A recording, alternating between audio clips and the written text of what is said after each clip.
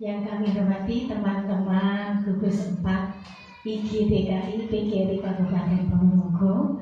Assalamualaikum warahmatullahi wabarakatuh. Waalaikumsalam warahmatullahi wabarakatuh. Puji syukur marilah kita panjatkan kepada Allah Subhanahu wa taala yang telah melimpahkan rahmat, taufik dan hidayahnya sehingga di siang ini kita dapat berkumpul di TK Dharma Wanita 1 Tugu.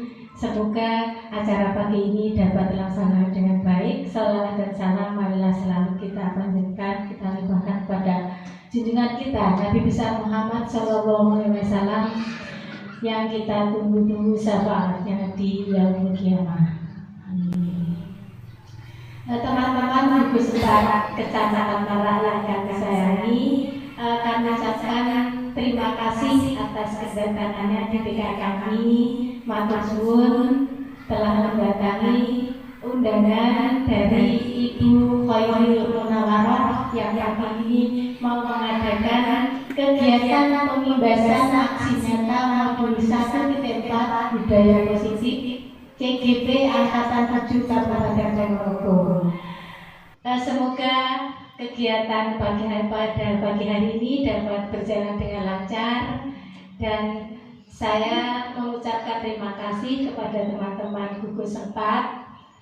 Terima kasih atas dukungannya, dan semoga nanti bila ada kegiatan seperti ini lagi, teman-teman dapat membantu Biru Khairul Munawarah untuk mendukung kegiatan yang seperti ini tadi. Siap ibu-ibu, teman-teman semua yang saya sayangi. Selanjutnya acara kami serahkan sepenuhnya kepada Mbak Irul Munawarah. Sebelumnya kami tutup. Wassalamualaikum warahmatullahi wabarakatuh. Waalaikumsalam warahmatullahi wabarakatuh.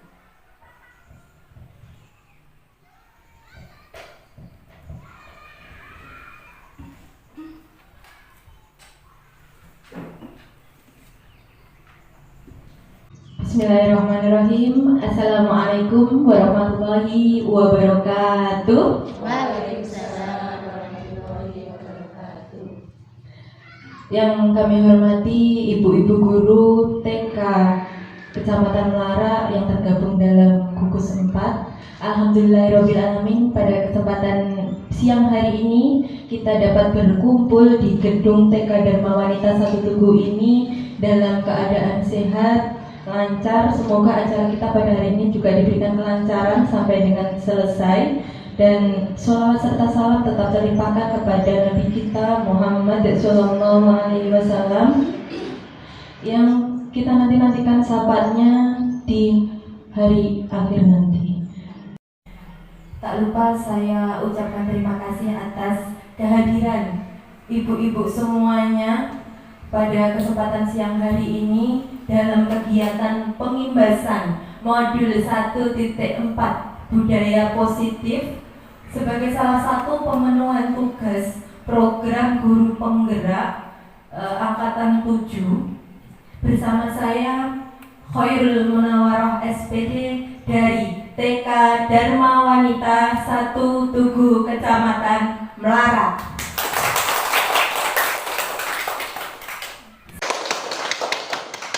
Sebelum materi kita mulai, marilah bersama-sama kita membaca basmalah. Bismillahirrahmanirrahim. Karena waktu sudah menginjak semakin siang, mungkin ibu-ibu juga sudah agak lelah ya, karena aktivitas kita pada pagi hari ini juga tetap berjalan. Alhamdulillah pada kesempatan siang hari ini dapat hadir ke sini. Sekali lagi saya ucapkan terima kasih. Mungkin kita yel-yel dulu biar semangat ya ibu-ibu. Oke. Nanti kalau saya teriak gugus 4, mohon untuk dijawab luar biasa. Yes, yes, yes, seperti itu ya. Oke. Kita keluarkan semangat kita walaupun siang-siang ini. Gugus 4, luar biasa. Yes, yes, yes. Satu kali lagi ya Bu. Kita teriak yang lebih keras lagi. Gugus 4, luar biasa. Yes, yes, yes. Oke, terima kasih. Saya lanjutkan lagi. Nah, mari belajar bersama, berkolaborasi, saling mendukung demi mewujudkan budaya positif di sekolah.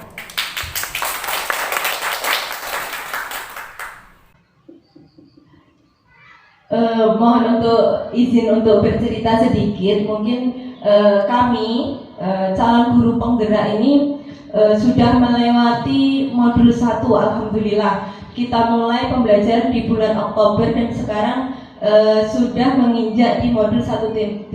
Tentunya sebelum kita melewati modul 1.4 ini, kami para CGP sudah melewati modul 1.1, mohon maaf, tentang filosofi pendidikan Ki Hajar Dewantara. Di modul 1.2 tentang nilai dan peran guru penggerak. Di modul 1.3 itu tentang visi guru penggerak, dan sekarang yang sedang kita jalankan itu di modul 1.4 tentang budaya positif, seperti itu.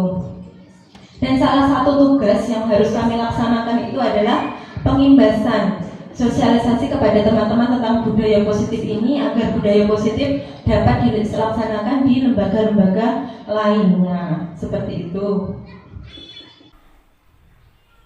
Oke, sebelum kita masuk ke materi, saya memiliki 2 pertanyaan pemantik terlebih dahulu. Mohon nanti untuk dijawab. Apa yang terlintas pertama kali di benak ibu guru semua yang ada di sini ketika pertama kali mendengar kata budaya positif? Ayo monggo, silakan siapa yang ingin mengutarakan pendapatnya, monggo. Kira-kira apa ya budaya positif ini? Kalau pertama kali yang setelah kita mendengar kata budaya positif ini apa? Kebiasaan-kebiasaannya baik. Oke, kebiasaan-kebiasaannya baik. Mungkin yang lain ada lagi? Cukup? Atau ada lagi kebiasaan-kebiasaan yang baik? Oke. Selanjutnya, apakah budaya positif ini penting untuk kita terapkan di lembaga kita? Kira-kira bagaimana Ibu-Ibu? Penting atau tidak? Penting, ya betul sekali. Budaya positif ini sangat penting kita terapkan di lembaga kita. Karena apa? Dengan adanya budaya positif ini kita harapkan kita memiliki motivasi intrinsik dari dalam diri kita, sehingga kalau kita sendiri sudah memiliki motivasi budaya positif yang baik, kita harus menularkan kepada siapa? Kepada anak didik kita tentunya, sehingga anak didik kita nanti juga memiliki rasa tanggung jawab. Mereka bisa menjadi mandiri dan tentunya berprofil pelajar Pancasila sesuai dengan kurikulum kita saat ini, kurikulum Merdeka, seperti itu. Nah, ini adalah konsep-konsep utama yang ada pada modul budaya positif. Yang pertama ada perubahan paradigma belajar. Yang kedua, disiplin positif. Untuk yang ketiga ada nilai-nilai kebajikan. Selanjutnya yang keempat, kebutuhan dasar manusia. Yang kelima, motivasi perilaku manusia.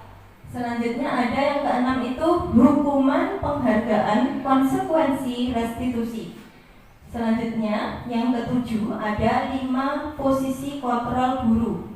Yang nomor 8 ada keyakinan kelas. Yang ke-9 yang terakhir itu tentang segitiga restitusi. Mungkin di modul ini memang agak banyak sekali dibandingkan dengan modul-modul sebelumnya, tapi tidak apa-apa. Insya Allah masih semangat ya Bu. Walaupun materi kita hari ini ada 9 poin penting ini, tapi insya Allah ini bermanfaat untuk kita semua. Karena kita belajar bersama tadi ya, mungkin ada banyak istilah-istilah baru yang juga saya baru mendengar ataupun saya juga baru tahu ketika belajar di CGP ini.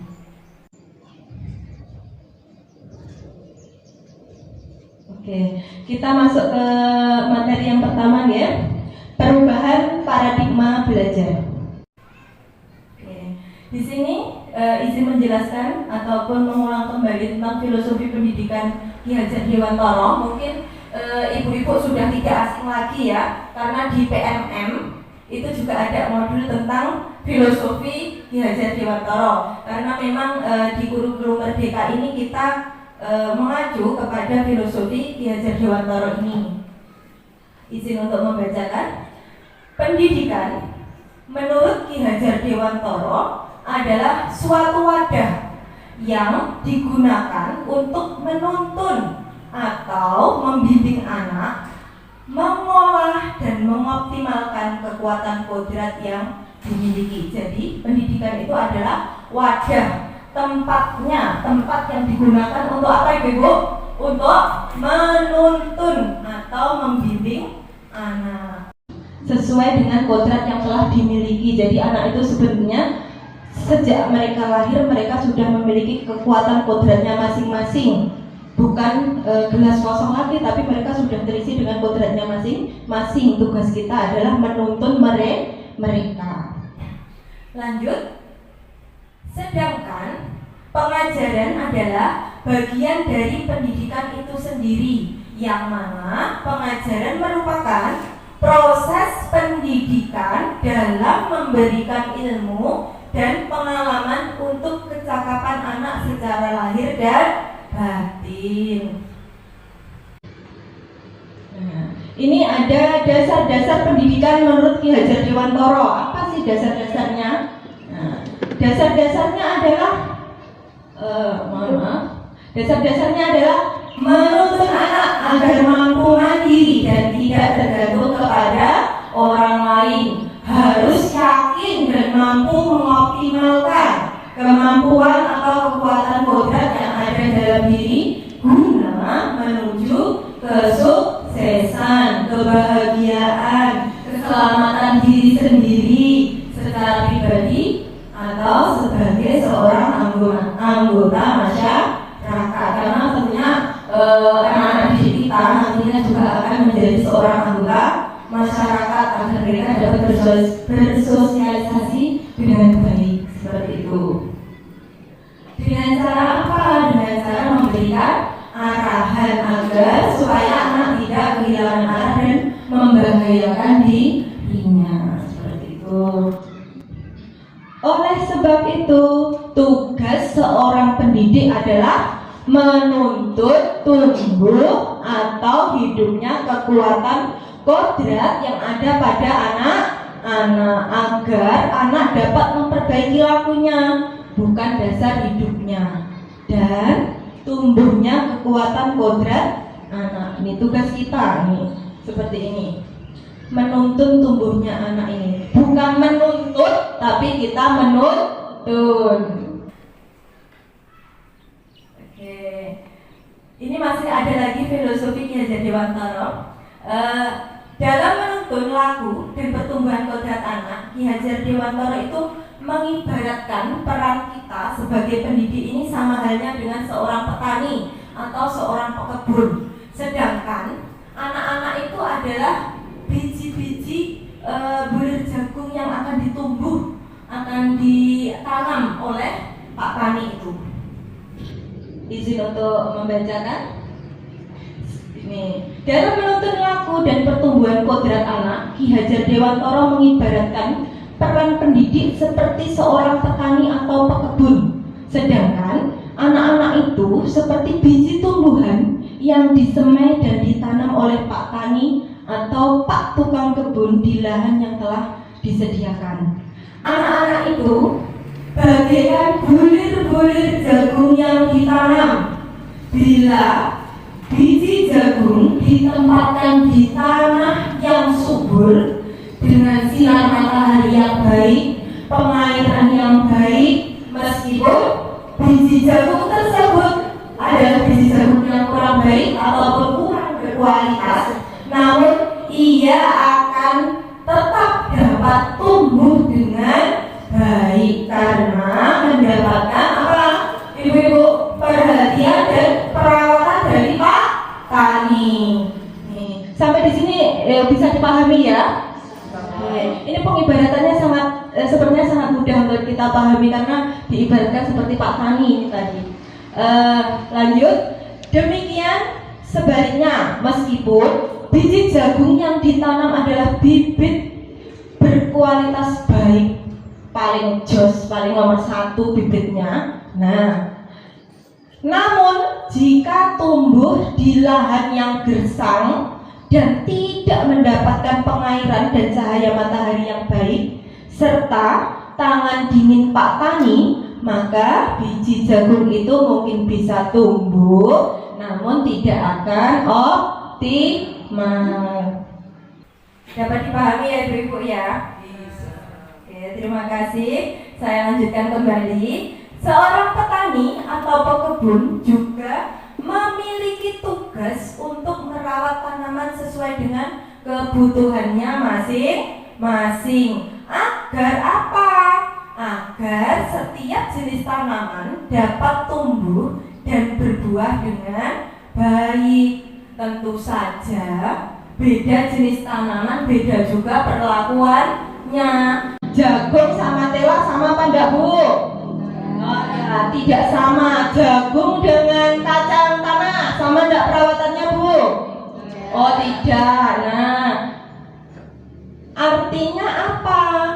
Artinya bahwa kita sebagai seorang pendidik ini, sebagai seorang guru ini harus bisa melayani segala bentuk kebutuhan metode belajar siswa yang tentunya semuanya berbeda-beda, karena saat ini kita pembelajaran kita harus berorientasi pada anak. Kita harus bisa memberikan kebebasan kepada anak untuk dapat mengembangkan ide dan juga dapat berpikir kreatif, mengembangkan bakatnya, mengembangkan minatnya agar tercipta merdeka belajar. Tapi kebebasan itu bukan berarti kebebasan yang mutlak. Terus dikasih kebebasan terus bebas ditok ning mawon, mboten niku nggih. Nah, perlu ada apa? Perlu ada tuntunan dan arahan dari guru supaya anak tidak kehilangan arah dan membahayakan dirinya. Bebas tapi tetap kita beri tuntunan, seperti itu. Oke, masih semangat ya Ibu-ibu? Masih tidak ngantuk kan? Oke, semoga tidak ngantuk. Ini ada perubahan paradigma belajar. Mungkin ibu-ibu semuanya sudah pernah mendengar tentang pembelajaran berorientasi kepada anak dan pembelajaran berorientasi kepada guru. Sudah pernah ya? Kira-kira kalau ibu-ibu ini di sekolah melakukan pembelajaran yang mana? Ya, monggo. Pembelajaran berorientasi pada anak atau kepada guru? Monggo. Apa kalau Bu Sri apa? Berorientasi pada anak atau guru? Monggo.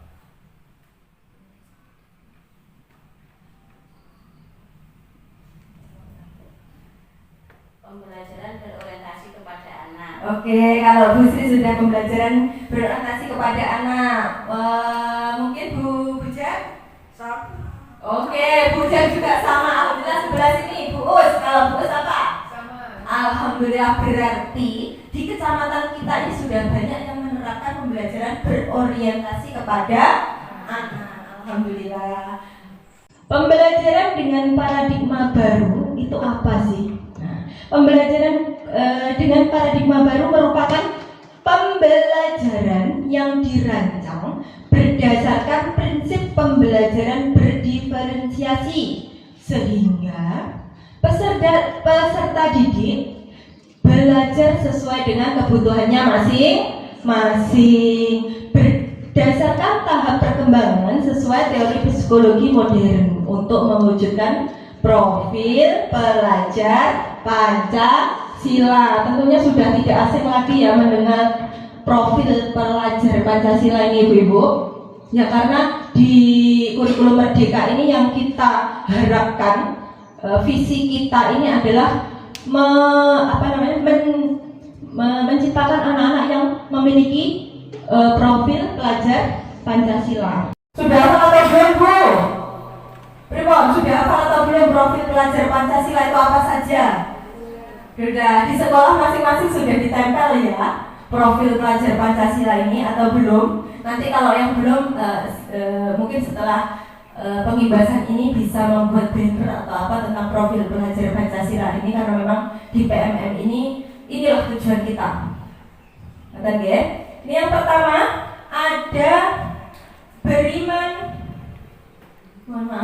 beriman, bertakwa kepada Tuhan Yang Maha Esa dan berakhlak mulia. Tentunya kita mengharapkan anak-anak didik kita memiliki jiwa yang beriman, bertakwa kepada Tuhan dan juga memiliki budi pekerti yang baik, berakhlak mulia yang baik, seperti itu. Dilanjutkan dengan berkebinekaan global. Nih, kalau kebinekaan global itu identik dengan budaya. Kita mengharapkan anak-anak didik kita berbudaya juga, mengetahui budaya-budaya yang ada di Indonesia. Dilanjutkan dengan bergotong royong. Bergotong royong di sini bukan hanya pada waktu kegiatan bersih-bersih, kerja bakti, anak-anak diajak kerja bakti itu namanya gotong royong, bukan loh ya. Bukan hanya itu, tetapi apa? Anak harus mau berkolaborasi, bekerja sama dengan temannya. Anak nanti memiliki simpati, empati kepada orang lain, seperti itu. Dilanjutkan yang nomor 3. Nomor 4, nomor 4 ada kreatif. Kita juga tentunya menginginkan anak didik kita menjadi anak-anak yang kreatif. Selanjutnya ada bernalar kritis, berpikir kritis, dan yang terakhir kita menginginkan anak-anak didik kita menjadi anak-anak yang mandiri. Oke, terima kasih. Ini adalah 6 profil pelajar Pancasila. Nah, di sini ada miskonsepsi tentang teori kontrol. Sambil mendengarkan, monggo ini kita santai. Silakan untuk hidangannya, minumannya untuk dinikmati. Ya, monggo sambil mendengarkan, menyimak, sambil diminum, dimakan. Ya. Miskonsepsi tentang teori kontrol, apa ya ini maksudnya? Saya mau minta tolong kepada ibu-ibu semua untuk menggenggam tangannya, tangan kanannya, coba. Oke, seperti ini. Kita bayangkan yang kita genggam ini adalah sesuatu yang paling berharga dalam diri kita. Nah, tentunya setiap orang memiliki sesuatu yang berharga itu bermacam-macam, berbeda-beda antara satu orang dan orang lainnya. Ya. Setelah itu, kira-kira kalau genggaman yang ada di genggaman ibu-ibu semuanya ini saya minta, saya paksa untuk dibuka, dengan ibu-ibu semuanya akan memberikannya dengan langsung atau tetap mempertahankan. Ayo, monggo, bagaimana? Kira-kira kalau ini tadi yang ini yang di sini yang paling berharga. Ada mungkin ibu-ibu ada yang membayangkan ini yang berharganya adalah uang 1 miliar Bu. Kira-kira kalau saya minta, saya paksa untuk saya minta, apakah akan diberikan? Oh tidak, tentu saja tidak. Kita mempertahankan apa yang ada dalam genggaman kita. Siapa yang membuat keputusan untuk membuka dan menutup genggaman ini? Diri sendiri. Terima kasih, boleh diturunkan, boleh dibuka caranya. Maksudnya apa kalau bermain kita bermain tangan genggaman ini tadi? Kita sebagai manusia tentunya tidak mau dikontrol oleh orang lain, betul atau tidak? Siapa yang bisa mengontrol diri kita? Diri kita sendiri tentunya. Kita tidak bisa mengontrol orang lain. Orang lain juga tidak bisa mengontrol diri kita. Dan ini biasanya yang pertama ini di sini ada guru mengontrol murid. Nah, mungkin masih ada, kita dulu masih memiliki kebiasaan untuk berpikir kita itu guru itu ya harus bisa mengontrol muridnya, murid itu ya harus patuh sama gurunya. Benar atau tidak ibu-ibu? Nah, tapi ternyata itu semua hanyalah ilusi. Itu semua belum benar, belum betul pola pikir yang seperti itu. Selanjutnya ada lagi ilusi bahwa kritik dan membuat rasa bersalah mampu menguatkan karakter. Nah, terkadang ketika ada anak yang memiliki kesalahan, setelah itu anak itu kita nasihati. Nah, kadang nasihatnya itu kita menggunakan kata-kata yang agak menohok ataupun menyakiti hati anak. Kita kadang tidak sadar mengatakan hal itu menyakitkan, kan seperti itu ya. Nah, itu bukan berarti anak itu mau berubah karena kata-kata kita.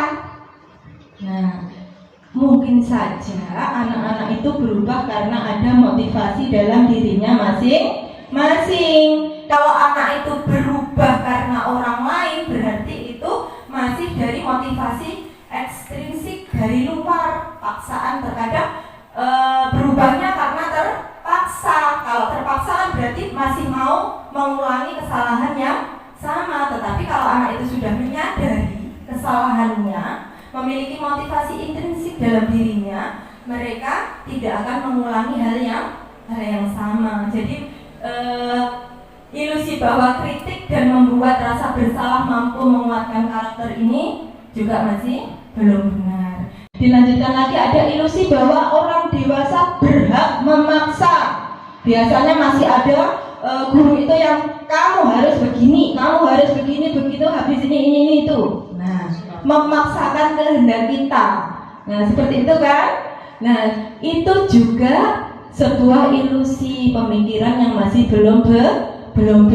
Ada lagi itu semua penguatan positif, efektif dan bermanfaat. Kita kasih nasihat, anak-anak kita kasih nasihat terus, dibimbing. Nah, tapi belum tentu itu juga baik untuk anak terus. Nah, bisa jadi anak juga merasa bosan dan merasa terpaksa. Daripada mirip ibu guru ini, nasihati terus ya wes aku tak manutai. Karena manutnya berarti karena tidak mau mendengarkan bu gurunya menasihati terus menerus, tidak karena dia menyadari kesalahannya apa. Seperti itu ya. Kita lanjut. Di sini ada mengubah paradigma stimulus respon ke pendekatan teori kontrol. Semoga sambil dimakan ataupun diminum ibu-ibu, sambil kita lanjut materinya, kita santai saja ya. Stimulus respon. Dalam stimulus respon ini kita berpikir realitas kebutuhan kita sama. Namun pada teori kontrol sebenarnya adalah realitas kebutuhan kita berbeda. Walaupun kita ini sama-sama perempuan, saya perempuan, Bu Aziza juga perempuan, tapi kebutuhan kita ini sama apa tidak? Berbeda. Jadi kalau kita menganggap, mungkin pernah beranggapan podo ae awake dhewe iki. Nah, ini benar atau salah? Salah ya, karena kebutuhan kita pasti berbeda. Walaupun sama-sama perempuan tapi memiliki kebutuhan berbeda-beda. Lanjut, ada lagi, semua orang melihat hal yang sama. Ini bagaimana? Benar atau salah ibu-ibu? Semua orang itu yang dilihat itu pandangannya sama?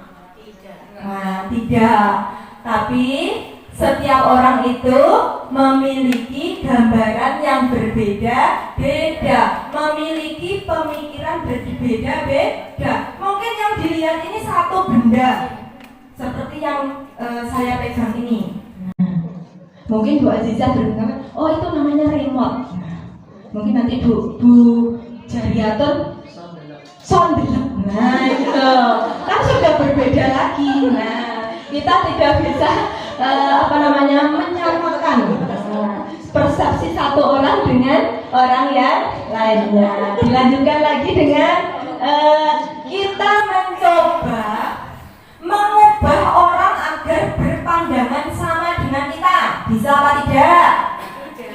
Nah, tidak bisa. Kita tidak bisa mengubah orang agar berpandangan sama. Pendapat mungkin kudu podo aku.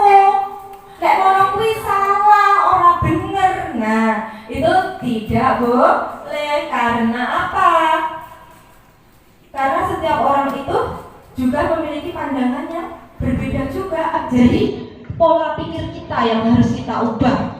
Bagaimana dengan kita berpola pikir ini? Kita berusaha memahami pandangan orang lain tentang dunia. Kita juga harus mau mendengarkan pendapat orang lain. Kita yang berubah, kita yang merubah pandangan kita. Lanjut lagi, ada perilaku buruk dilihat sebagai suatu kesalahan. Apakah perilaku buruk itu mesti salah? Nah, belum tentu. Karena apa? Semua perilaku itu terkadang memiliki tujuan. Kita harus menanyakan ke anak-anak yang berbuat salah. Kita itu tidak langsung mengejek anak, kamu itu salah, kudune mangke yo ngene to lele. Nah, kudune itu mengharuskan anak itu. Nah, yang belum benar. Nah, karena kita harus menanyakan dulu, dek mau nyato, kok jirit koncone tenopo. Nah, itu kita tanyakan tujuannya mereka itu apa. Nah, terkadang pemahaman kita belum tentu sama dengan maksud dari anak ini. Kita dengarkan dulu maksud dari anak yang berbuat kesalahan tadi, seperti itu. Dilanjut, ada orang lain bisa mengontrol saya. Nah, ini bagaimana? Tidak bisa. Hanya kita sendiri yang bisa mengontrol diri kita. Mau nggak kontrol orang lain, Bu? Tidak mau. Mau nggak mengontrol orang lain? Tidak usah mengontrol orang lain. Nah, karena diri kita sendiri tidak mau dikontrol orang lain, ya. Lanjut, ini ada lagi pemaksaan. Ada pas pada saat bujukan gagal. Jadi bujuk sudah bersuara lembut, tapi malah mempan. Nah, saya apa yang muncul? Biasanya suka belum banget. Nah, emosinya nadanya tinggi dikit. Nah, wes saya agak saja. Dari dulu masuk. Nah, nadanya sudah mulai tinggi, sudah mulai ada pemaksaan. Nah, ini juga tidak boleh. Nah, apa yang diperbolehkan? Kolaborasi dan konsensus, menciptakan pilihan-pilihan baru. Kita cari solusi bersama anak-anak. Dilanjutkan dengan model berpikir menang kalah dan model berpikir menang-menang. Kalau stimulus respon, model berpikirnya guru pasti menang, anak nanti kalah. Kalau kita menasihati anak, berarti kita itu sudah menang. Anak manut berarti kita menang, anaknya jadi kalah. Itu juga pemahaman yang salah. Tapi yang harus kita posisikan apa? Kita menang, anak juga menang. Dengan cara tadi berkolaborasi, menanyakan dulu kepada anak-anak tersebut. Kita lanjut. Nah, ini sudah materi yang kedua. Materi yang pertama sudah selesai. Sudah bisa dipahami ya Ibu? Insya Allah, alhamdulillah. Disiplin positif. Apa itu disiplin positif? Nah, ini dia. Dalam budaya kita, makna kata disiplin dimaknai menjadi sesuatu yang dilakukan seseorang pada orang lain untuk mendapatkan kepatuhan. Disiplin ini biasanya identik dengan harus dipatuhi. Benar atau tidak, Ibu? Benar atau tidak? Iya. Kita cenderung menghubungkan kata disiplin dengan ketidaknyamanan. Karena banyaknya aturan ini tadi menjadikan anak-anak kita merasa kurang nyaman. Nah, dan seharusnya itu disiplin itu seperti apa? Nah, disiplin positif positif adalah salah satu cara penerapan disiplin yang bertujuan untuk menumbuhkan kesadaran serta memberdayakan anak melakukan sesuatu tanpa sogokan, ancaman, dan hukuman. Jadi anak-anak itu memiliki rasa tanggung jawab, tidak ada ancaman dari guru, tidak ada sogokan. Mereka memiliki motivasi diri. Disiplin diri dapat membuat seorang menggali potensinya menuju kepada sebuah tujuan, sesuatu yang dihargai dan bermakna. Sebagai pendidik, tujuan kita adalah menciptakan anak-anak yang memiliki disiplin diri sehingga mereka bisa bergaul dengan mengacu pada nilai-nilai kebajikan universal. Dan satu lagi, mereka juga memiliki motivasi intrinsik, bukan ekstrinsik. Motivasi dalam dirinya, bukan dari luar, bukan dari paksaan orang lain. Sampai di sini dapat dipahami ya ibu-ibu? Alhamdulillah. Mungkin kita teriakkan semangat kita lagi sambil kita renggangkan otot-otot kita biar tidak tegang. Kita masih ingat ya tadi ya-nya gugus 4 luar biasa. Yes, oke? Gugus 4 luar biasa. Yes. Terima kasih. Kita lanjutkan lagi. Materi yang kita tentang nilai-nilai kebajikan. Tadi ada nilai-nilai kebajikan. Nilai-nilai kebajikan ini apa? Mari kita bahas satu persatu. Nilai kebajikan universal. Apa yang maksudnya? Maksudnya adalah sifat-sifat positif manusia yang merupakan tujuan mulia yang ingin dicapai setiap individu. Jadi nilai-nilai kebajikan ini adalah nilai-nilai yang ingin dicapai oleh setiap individu. Nilai-nilai tersebut bersifat universal dan dari lintas bahasa, suku bangsa, agama maupun latar belakang. Monggo sambil dinikmati, monggo minumannya makanannya nggih Bu. Kita masih agak panjang, agak lambat, jadi kita santai saja. Nilai-nilai kebajikan adalah nilai-nilai yang telah disepakati bersama. Jadi seluruh dunia menyepakati itu. Setuju kalau itu adalah nilai-nilai yang baik dan perlu untuk diterapkan di lembaganya kepada anak-anak seperti itu. Nah, apa saja nilai-nilai kebajikan universal itu? Ini kalau di Indonesia adanya ini yang kita terapkan saat ini. Nilai yang ingin dicapai oleh setiap anak Indonesia kita kenal dengan profil pelajar Pancasila. Seperti yang sudah di awal tadi kita sudah bahas, sudah kita paparkan tentang profil pelajar Pancasila. Beriman bertakwa kepada Tuhan Yang Maha Esa dan berakhlak mulia. Ada lagi mandiri, bernalar kritis, berkebinekaan global, bergotong royong dan juga kreatif. Ibu-ibu setuju kan kalau 6 dimensi ini adalah dimensi yang baik, ya kan ibu-ibu?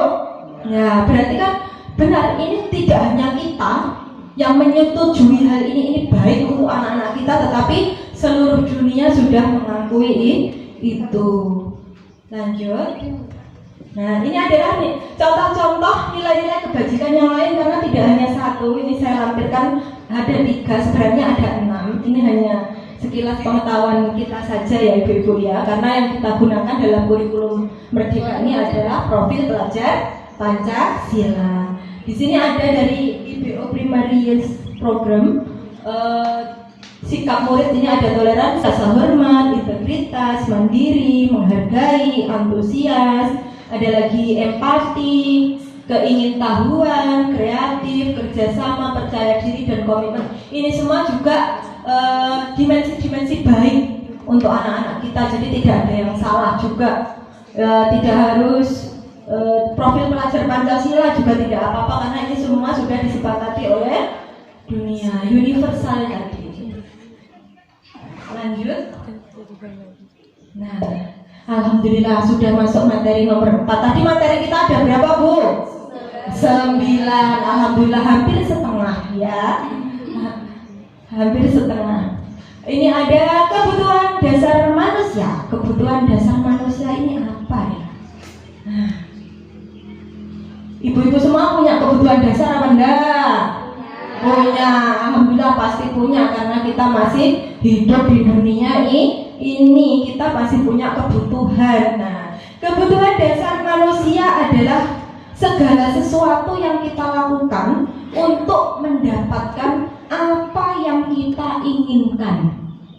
Seluruh tindakan yang kita lakukan memiliki tujuan tertentu.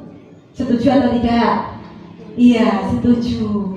Dan semua usaha terbaik yang kita lakukan adalah dalam rangka kebutuhan dasar kita dapat terpenuhi dengan baik. Setuju ya Ibu? Kita juga melakukan hal ini kan, kita punya tujuan. Ketika kita ingin mencapai tujuan tersebut, kita pasti akan melakukan hal-hal terbaik yang kita bisa ya. Lanjut, ini adalah kebutuhan dasar manusia, ada 5. Yang pertama, bertahan hidup, kasih sayang dan rasa diterima, penguasaan, kebebasan, dan yang terakhir ada kesenangan. Oke, kita simak. Nah, ini penjelasannya. Bertahan hidup dengan apa? Kita butuh apa Ibu-ibu? Makanan, pakaian, dan tempat tinggal. Dan tempat tinggal juga ini adalah kebutuhan dasar kita. Yang kedua, kita butuh apa Ibu-ibu? Kasih sayang dan rasa diterima. Kita butuh dipedulikan. Kita harus berbagi, bekerja sama dalam sebuah kelompok. Mungkin ada anak di sekolah kita yang kalau pagi-pagi datang lesu, ngantuk. Nah, itu kita juga harus mencari tahu. Mungkin saja salah satu kebutuhan dasar mereka itu belum terpenuhi. Setelah ditanya ternyata belum sarapan, belum makan, makanya lemes. Seperti itu ya Ibu-ibu. Lanjut, ada penguasaan. Penguasaan di sini apa? Kita itu juga butuh memimpin. Kita butuh harga diri, memiliki keinginan untuk dianggap oleh orang lain, berprestasi, diakui dan juga didengar. Yang keempat ada kebebasan. Kita itu pasti juga pengen bebas. Kita pengen memilih pilihan kita sendiri, pengen mandiri, mencoba hal baru dan juga mengendalikan diri kita sendiri. Dan yang terakhir adalah kesenangan. Kita senang kalau kita bisa apa Ibu-ibu? Tertawa, ya kan? Pengen bahagia, pengen bisa tertawa, pengen bisa bermain bersama teman-temannya, memiliki humor dan antusiasme. Kita lanjutkan. Nah, ini ada materi yang kelima. Alhamdulillah, akhirnya nomor 5, betul ya? Motivasi perilaku manusia. Apa saja motivasi perilaku manusia itu? Nah, motivasi ini di atas, motivasi merupakan dorongan yang timbul pada diri seseorang secara sadar atau tidak sadar untuk melakukan sesuatu tindakan dengan tujuan tertentu. Dorongan yang timbul, motivasi itu dorongan dalam diri kita. Apa saja? Kalau kita melakukan sesuatu itu ada motivasinya pasti. Nomor 1, kadang ini. Nah, menghindari ketidaknyamanan dan hukuman. Contohnya nih, murid melakukan disiplin diri karena ia takut mendapatkan hukuman. Ini merupakan motivasi ekstrinsik, motivasi dari luar. Karena takut itu tadi, jadi anak itu melakukan hal itu. Nah, tapi itu baik apa tidak Ibu? Kira-kira memiliki motivasi yang ini tadi, takut karena hukuman ini, Baik apa tidak? Tidak. Yang selanjutnya ada mendapatkan imbalan atau penghargaan dari orang lain. Ini contohnya murid melakukan disiplin diri karena ingin mendapatkan imbalan biar diberi hadiah bu guru. Berarti itu sudah baik atau belum? Belum, karena anak belum memiliki motivasi intrinsik. Yang mereka miliki masih ekstrinsik, mau melakukan sesuatu karena mendapatkan hadiah. Yang terakhir, menghargai nilai-nilai kebajikan diri sendiri. Murid melakukan disiplin diri karena sadar akan nilai kebajikan pada dirinya. Kalau saya melakukan ini berarti saya itu memang ingin berubah menjadi lebih baik. Nah inilah yang ketiga, inilah yang kita harapkan motivasi muncul dalam diri anak. Ini motivasi intrinsik. Ini mohon maaf saya keliru ngetiknya, ini harusnya intrinsik ya, yang nomor 3. Lanjut. Ya, ini yang keenam, ada materi kita tentang hukuman, penghargaan, konsekuensi, dan restitusi. Mohon maaf. Nah, ini semua apa? Kita buka satu persatu. Nah, ini saya punya pertanyaan pemantik. Ini nanti mohon dijawab setuju atau tidak setuju ya. Hukuman dapat mendisiplinkan anak. Setuju atau tidak? Dihukum ini. Tidak. Oke, lanjut. Pemberian hukuman dengan hal positif seperti membaca atau membersihkan halaman sekolah dapat meningkatkan disiplin anak. Setuju atau tidak Ibu? Tidak setuju. Oke, lanjut. Memberi penghargaan dapat meningkatkan motivasi belajar anak. Setuju atau tidak? Nah, ada yang menjawab setuju. Oke, kita bahas setelah ini. Nah, kita simpan dulu ya tadi jawaban setujunya. Dalam menjalankan peraturan atau keyakinan kelas, bila mana ada satu pelanggaran, tentunya sesuatu harus terjadi. Untuk itu kita perlu meninjau ulang tindakan penegakan peraturan atau keyakinan kelas kita selama ini. Tindakan terhadap suatu pelanggaran pada umumnya berbentuk hukuman atau konsekuensi. Dalam modul ini kita diperkenalkan program disiplin positif yang dinamakan restitusi. Setelah ini kita bahas tentang restitusi. Nah, ini bedanya hukuman, konsekuensi, dan restitusi. Hukuman tidak terencana, tiba-tiba dan bersifat satu arah dari gurunya. Murid tidak tahu apa-apa yang akan terjadi, tidak dilibatkan. Sedangkan konsekuensi sudah terencana dan disepakati oleh guru dan murid sesuai dengan peraturan yang telah dibuat sebelumnya. Kalau konsekuensi ini kita sebelumnya sudah membuat aturan bersama anak-anak. Kalau hukuman tidak ada aturan, anak berbuat kesalahan langsung dihukum. Yang terakhir ini, yang diharapkan ada pada setiap guru adalah melakukan restitusi. Apa itu restitusi? Adalah proses menciptakan kondisi bagi murid untuk memperbaiki kesalahan mereka sehingga mereka bisa kembali kepada kelompok mereka dengan karakter yang lebih kuat, lebih baik lagi. Nah, ini adalah perbedaan hukuman, konsekuensi, dan restitusi. Nanti mungkin bisa saya share di grup WA. Ini saya skip saja ya. Lanjut. Ini di sini ada konsep disiplin dengan identitas gagal.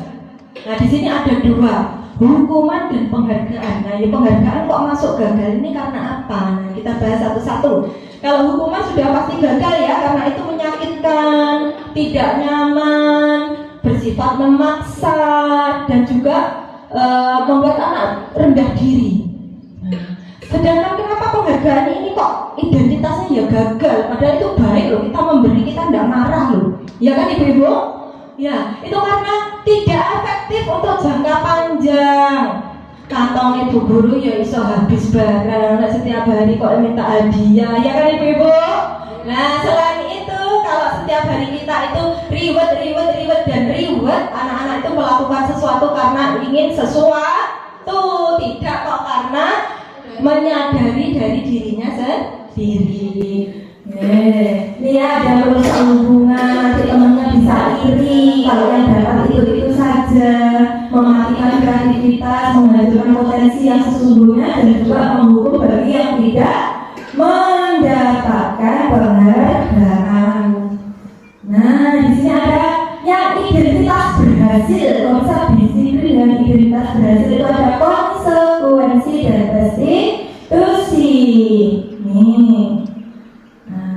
Ini tidak saya bacakan, mohon ibu untuk membaca sendirinya. Satu menit. Bisakah dipahami? Bisa. Oke. Ini adalah tentang konsekuensi itu. Sebelumnya kita sudah memiliki aturan bersama anak. Nah, mohon maaf. Nih, murid tetap dibuat tidak nyaman untuk jangka pendek, tidak jangka panjang seperti hukuman. Nah, konsekuensi biasanya diberikan berdasarkan suatu data yang umumnya dapat diukur. Sikap guru di sini senantiasa memonitor murid. Kalau direstitusi, bukan untuk menebus kesalahan, namun untuk belajar dari kesalahan anak kita, sadarkan dengan cara kita berbincang dengan anak tentang masalah yang sedang dihadapi ataupun kesalahan yang dia lakukan. Sebelum restitusi ini digunakan untuk memperbaiki hubungan. Nah, restitusi adalah tawaran, bukan paksaan. Restitusi ini menuntut untuk melihat ke dalam diri sendiri. Ini saya memiliki pertanyaan-pertanyaan lagi yang dipahami dan kita jawab bersama-sama. Ini hukuman atau konsekuensi. Mencatat 100 kali di dalam buku kalimat, saya tidak akan terlambat lagi karena anak-anak ini terlambat ke sekolah. Ini kira-kira hukuman atau konsekuensi? Ayo, monggo, suaranya mungkin bisa lebih keras. Kira-kira hukuman atau konsekuensi? Hukuman. Nah, ternyata apa jawabannya? Konsekuensi. Kita lanjut lagi. Lari mengelilingi lapangan basket 2 kali karena terlambat hadir di sekolah. Ayo, kira-kira apa ini, Ibu? Hukuman. Nah, betul. Lanjut. Murid diminta untuk push up 15 kali karena tidak menggunakan masker ke sekolah. Hukuman. Betul sekali. Nah, mengajarkan kertas tugas teman yang telah dijelaskan. Konsekuensi kalau kita mau melakukan kesalahan, mereka juga harus bertanggung jawab atas kesalahan mereka. Nah, berapa konsekuensi? Berjemur di lapangan basket pukul 12 siang karena mengobrol dengan teman. Hukuman. Alhamdulillah, ini nomor 7 ya, posisi kontrol guru. Apa saja? Nih, menurut Diana Gosen, ya, dengan pendekatan restitusi ada 5 posisi kontrol. Sebagai penghukum, nanti kita ini yang mana ini nanti? Penghukum, pembuat merasa bersalah, teman, pemantau, dan yang terakhir adalah manajer. 5 posisi kontrol guru. Ini ada penghukum. Apa kita seorang penghukum? Tentunya tidak ya, kita tidak ingin menjadi seorang penghukum. Nih, orang-orang menjalankan posisi penghukum ini senantiasa ini membuat anak marah, memiliki sifat dendam, ini hasilnya. Nah, memperberat sistem atau hal-hal yang lebih menekankan pada murid. Yang kedua ada membuat merasa salah pada posisi biasanya bersuara menuntut, tetapi kata-katanya ini terkadang menyakitkan, merasa membuat anak itu tidak nyaman, merasa bersalah. Kita lanjutkan lagi. Ada posisi kontrol sebagai teman. Nah, nih guru pada posisi tidak akan menyakiti murid, namun akan tetap berupaya mengontrol murid. Nih hasilnya nanti murid akan merasa senang dan akrab dengan guru. Ini Ini sedikit saja ya, ibu juga pernah mendengar ini. Dan kita tadi dengan memantau itu apa? Pemantau ini adalah mengawasi. Posisi pemantau ini berdasarkan peraturan masih hasilnya dapat itu memahami konsekuensi yang harus dijalankan. Dan yang terakhir ini yang kita harapkan ada dalam diri kita. Nah, ini yang paling tinggi, posisi paling tinggi. Namanya adalah manajer, posisi di mana guru berbuat sesuatu bersama dengan murid, mempersilahkan murid, mempertanggungjawabkan perilakunya, mendukung murid agar dapat menemukan solusi atas permasalahannya sendiri, agar murid ini dapat memiliki rasa tanggung jawab. Sampai di sini dapat dipahami ya Ibu-ibu. Kita lanjut ya. Oke, ini contohnya. Ketika anak-anak memiliki masalah, ini siswa sudah memang seragam lengkap saat gembira. Kalau penghukum akan mengatakan seperti ini, pembuat rasa salah seperti ini, mana dan lain-lain. Oke, dapat dipahami ya Ibu. Insyaallah. Coba posisi contoh apakah aku? Nah, ini. Ayolah lakukan demi Bapak Ibu ya. Nah, ini adalah sebagai teman. Nah, di depan. Nah, ini kalau sebagai teman itu biasanya ibu gurunya atau gurunya mengatakan ini, ayo dong ikuti aturan sekolah, tolong bantu ibu ya. Kita mengatakan dengan kosakata yang lembut. Ada lagi. Kalau yang seperti ini, kita menanyakan sana. Apa rencanamu untuk menyelesaikan masalah ini? Kira-kira kita itu sudah menjadi dalam posisi apa yang tadi Ibu? Manajer terbuka. Betul sekali. Kalau manajer itu kita mau menanyakan dulu kepada anak. Berdiskusi dengan anak. Lanjut. Lagi yang ke-8 adalah keyakinan kelas. Apa itu keyakinan kelas? Mengapa keyakinan kelas? Kok bukan peraturan kelas? Ya. Kenapa ya? Nah, ini menurut Gosen, suatu keyakinan akan lebih memotivasi seseorang dari dalam. Keyakinan itu dari dalam diri atau memotivasi secara intrinsik. Seseorang akan lebih tergerak dan bersemangat untuk menjalankan keyakinannya daripada hanya sekedar mengikuti serangkaian peraturan. Kalau mereka sudah memiliki keyakinan itu akan dilaksanakan dengan senang hati. Nah, ini pembentukan keyakinan kelas. Jadi kita ajarkan untuk membuat keyakinan kelas. Bukan sendiri peraturan. Kalau kita sendiri kan berarti anak-anak terpaksa melakukannya. Tapi kita mengajak anak-anak bersama-sama membuat keyakinan kelas itu. Nah, keyakinan kelas itu harus seperti ini. Apa ya? Berupa pernyataan universal yang diadili oleh tadi bersama-sama tadi dibuat dalam bentuk positif. Yang diyakini ya harus positif, tidak harus positif yang negatif. Setelah itu ada sedikit saja agar mudah diingat sesuai dengan kondisi kelas atau sekolah masing-masing. Dan yang terakhir adalah semua warga sekolah atau warga kelasnya itu dilibatkan dalam membuat keyakinan. Nanti di akhir acara saya akan menampilkan video keyakinan kelas yang sudah saya buat dan juga video tentang restitusi ya. Tapi nanti di akhir itu Bapak kita selesaikan dulu materi kita. Ini adalah contoh keyakinan kelas yang dibuat siswa bersama guru. Nih, yang pertama ada bersikap sopan terhadap guru. Tapi ini bukan kita loh ya yang membuat, tapi bersama anak. Kita pancing anak untuk memunculkan ide-ide mereka. Ini hanya contoh saja. Membuang sampah di tempat apa? Menyayangi teman-teman, saling membantu tolong dan tepat waktu. Ini akhirnya kita buat bersama. Tidak kayak tapi bersama.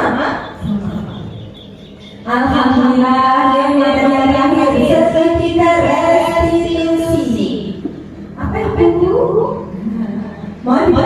gitu ya. Itu adalah suatu proses dialog yang dijalankan oleh guru agar dapat menghasilkan murid yang mandiri dan juga bertanggung jawab. Nah, ini ada segitiga bagannya, segitiga restitusi. Ada validasi tindakan yang salah, ada menanyakan keyakinan dan juga menstabilkan identitas. Ini kita lakukan dengan cara bercakap-cakap dengan anak yang memiliki masalah ataupun ada sesuatu dalam dirinya, kita tanyakan, kita validasi tindakan dulu, kita tanyakan keyakinannya, stabilkan identitasnya. Menstabilkan identitas, kita sudah akan mengulang dari bisa kita lakukan, kita motivasi anak-anak sehingga anak itu juga yakin pada dirinya untuk bisa menyelesaikan masalahnya sendiri. Yang kedua ada validasi tindakan yang sama. Semua perilaku itu memiliki alasan, kita menanyakan alasannya apa. Terus ada lagi pertanyaan keyakinan, setiap semua memiliki motivasi internal dalam diri, keyakinan dalam diri.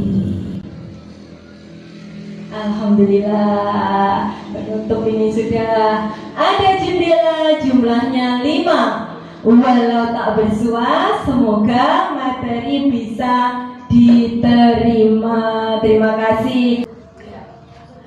Oke, mari kita saksikan bersama. Ini adalah video keyakinan kelas yang sudah saya buat di TK Dharma Wanita 1 Tugu, dan nanti dilanjutkan dengan video tentang penerapan segitiga restitusi.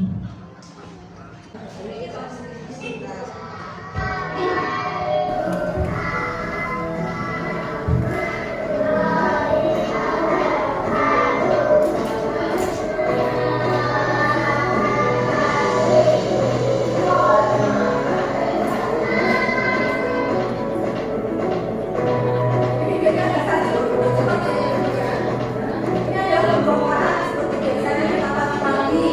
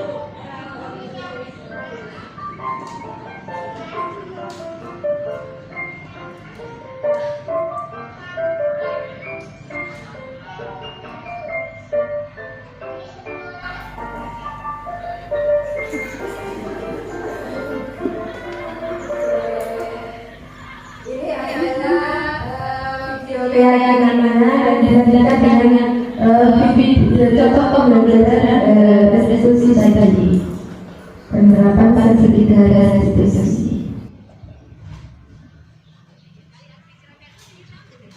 Video ini juga kita lampirkan dalam tugas aksi nyata. Kalau segitiga restitusi ini sudah kami upload pada waktu tugas demonstrasi kontekstual, karena ada beberapa tahapan yang harus kami calon guru penggerak lalui ya.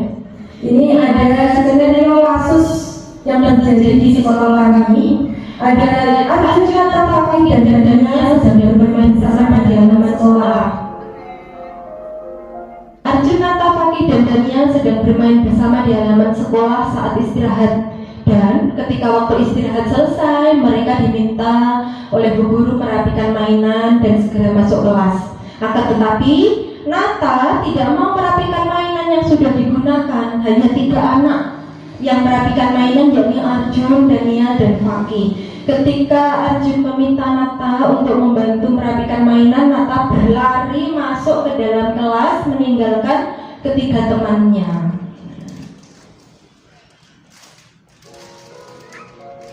Setelah itu Arjun menceritakan kejadian itu kepada bu guru.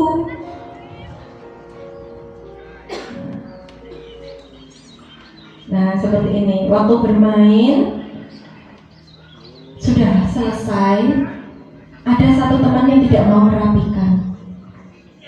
Tentu saja teman yang lainnya iri.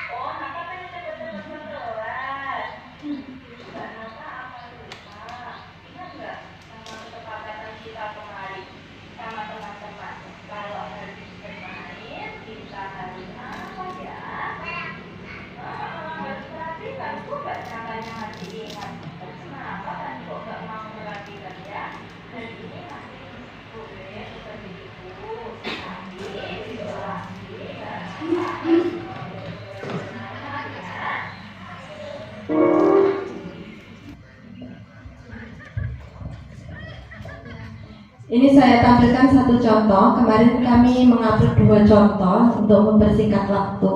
Mungkin di sini sudah dapat dipahami ya. Ketika kita memiliki masalah, ada anak yang bermasalah, tidak langsung kita judge, kamu salah begini-begini dan kita marah, tetapi kita harus menanyakan dulu dan mencari solusi bersama dengan anak.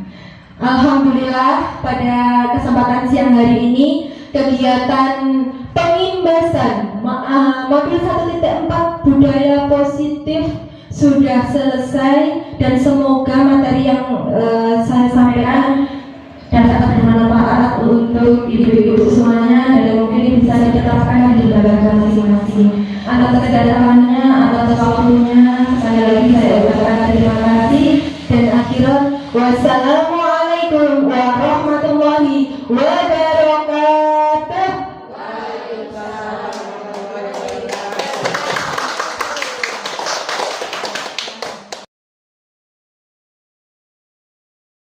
Bismillahirrahmanirrahim. Assalamualaikum warahmatullahi wabarakatuh. Waalaikumsalam warahmatullahi wabarakatuh. Perkenalkan, nama saya Aziza Rahmawati dari TK Fuldeskul Hadonan Darussalam Jorsan, Kecamatan Narak, Kabupaten Ponorogo. Alhamdulillah pada hari ini bisa mengikuti acara pengimbasan dari aksi nyata modul 1.4 dengan tema budaya positif dari saudari Khairul Munawwarah STD.